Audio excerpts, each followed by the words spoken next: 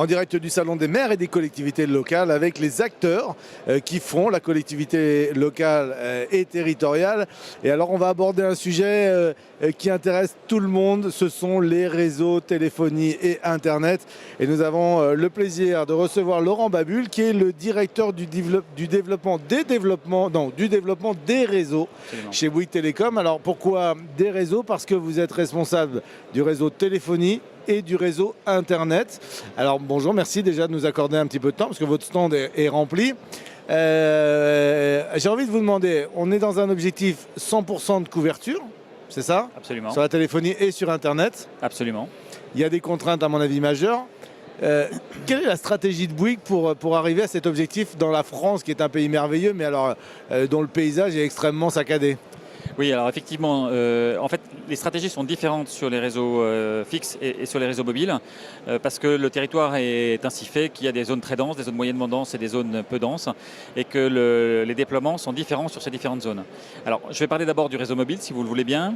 Donc aujourd'hui, Bouygues Télécom couvre 94% de la population. Alors, c'est un chiffre qui est bon, qui est même le meilleur des opérateurs, mais qui est pas satisfaisant parce que d'abord on souhaite atteindre les 99%, voire les 100% à terme, et qu'on parle de couverture mobile à l'extérieur. Donc Bouygues Télécom renforce sa couverture à la fois en 4G, mais à l'extérieur comme à l'intérieur pour l'ensemble de nos clients. Ça prend du temps et on a pour ça des stratégies, on va dire, variées en fonction des zones géographiques.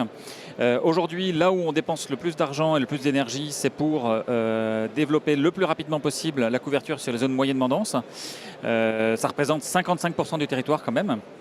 Et aujourd'hui, donc, on avance à force marché, vite sur cette zone-là, avec beaucoup d'investissements. On dépense plus de 150 millions d'euros sur cette zone-là. On sera à la fin de l'année à 71-72% d'avancement sur ce territoire-là.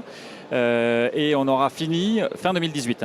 Donc c'est pour ça qu'on annonce que fin 2018, on aura atteint à peu près 99% de la population couverte en 4G, parce que le dernier pourcent restant à couvrir, ce sont les zones blanches, les fameuses zones blanches, qu'on a depuis mi-2017 couvertes en 3G, avec l'ensemble des 4 opérateurs.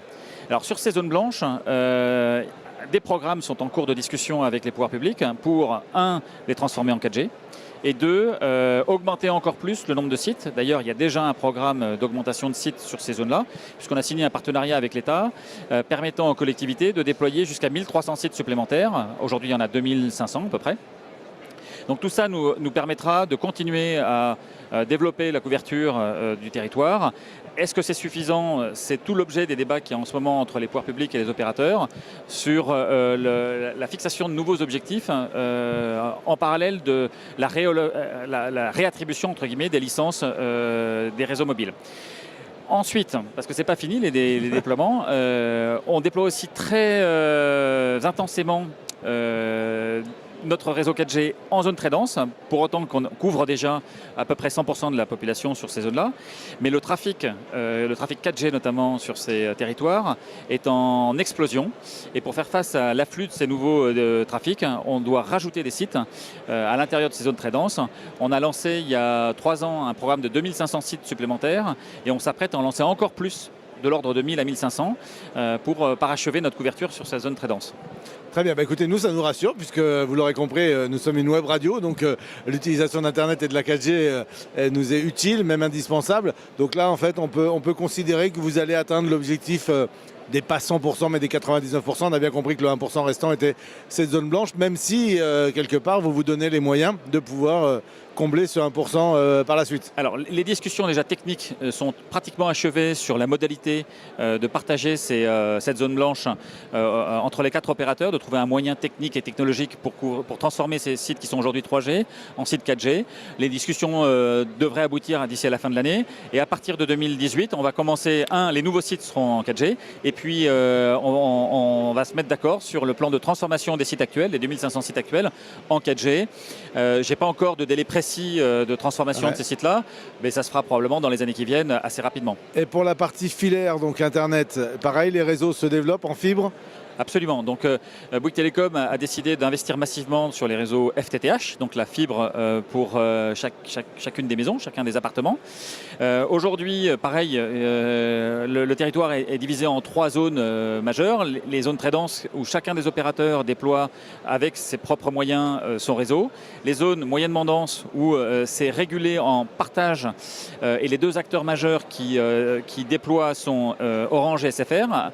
On a signé, nous, un contrat depuis déjà quelques années avec Orange de co-construction. Et donc, on est en train de déployer avec eux. SFR, on est en négociation et on devrait aboutir assez rapidement pour aussi co-déployer avec eux.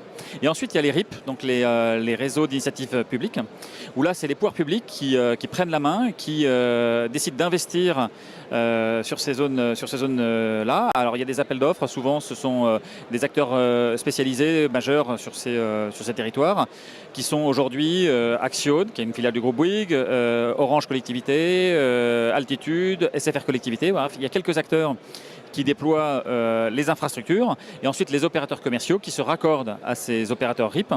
Et donc nous, on a déjà raccordé notre réseau à celui d'Axione, à celui d'Altitude. On va continuer comme ça à raccorder l'ensemble des RIP. Par contre, ce déploiement prend un peu de temps. L'ensemble de ces déploiements de toute façon prennent du temps. Nous aujourd'hui, on va terminer l'année 2017 à peu près à 4 millions on va dire de locaux raccordés, donc d'appartements ou de maisons raccordés. 7 millions l'année prochaine, 12 millions l'année d'après, et on a un objectif de plus de 20 millions de locaux raccordés en 2022. Donc voilà, c'est pas 100%, mais c'est quand même à marche forcée pour déployer le plus vite possible le maximum de logements en fibre pour nos clients. Une réelle volonté de n'oublier personne.